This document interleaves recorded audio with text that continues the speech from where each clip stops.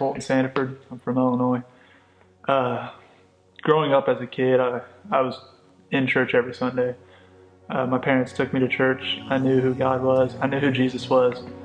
But the thing that always hit me was whenever somebody would give their testimony was, well, when I turned 29 or when I turned 35, when I settled down and had a family, I got saved. And that's what I thought it was. I thought that it was something you did when you got older.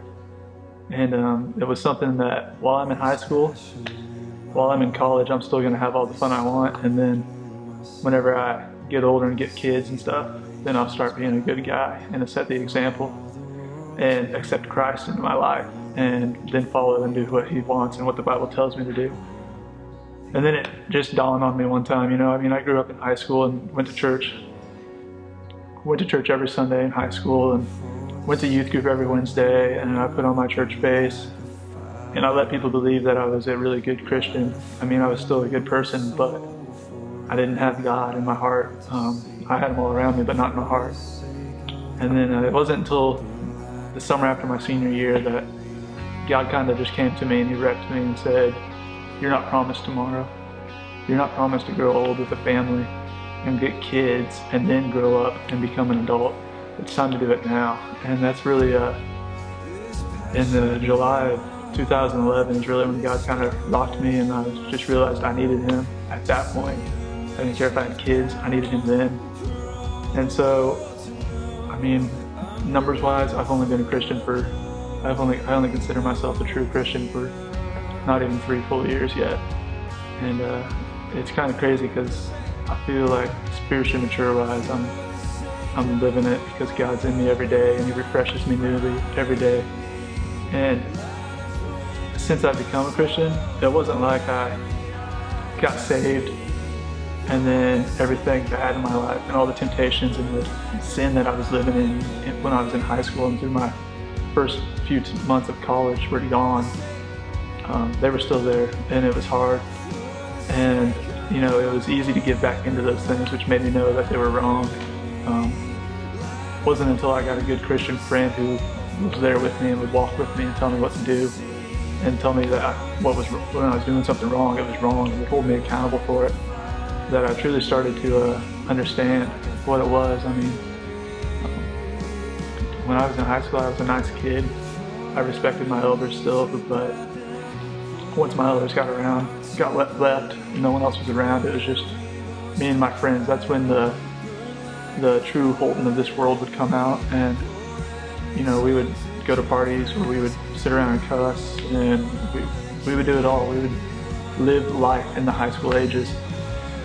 And then God came to me, and it's just kind of like he's changed my life. Definitely has changed my life. It's not like he has. And every day I just try to grow closer to God. And then I came to Bethel.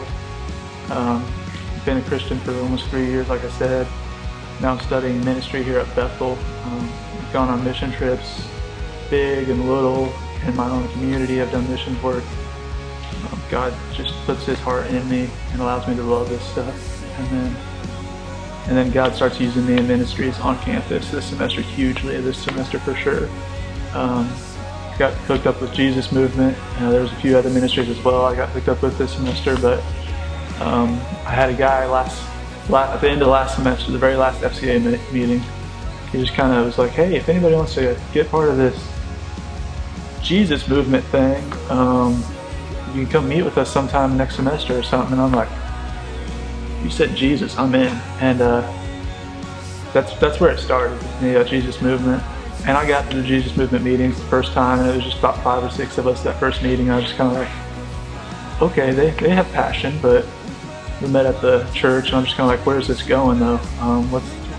What's our ministry here? What are we doing? And then it wasn't until the first night that we had an actual Jesus Movement event, our first college night. The spirit was in this building. It was thick. I talked to a friend about it. We compared it to a sheet of metal thickness, Every night we pack into this room. It looks big, but once you get 150 college kids in here, it's not that big, and it gets hot.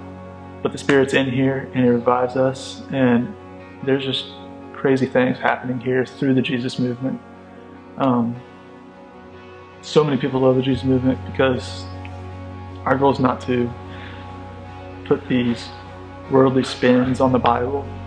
We're here to preach the Bible and Jesus, and not tell you what each denomination thinks. We're not denominational. We don't care about that. We care about Jesus, and anything else besides Jesus and preaching the gospel is pointless because it's of this world. And if it's of this world, then I don't want to be part of it. And that's why I love being a part of the Jesus movement.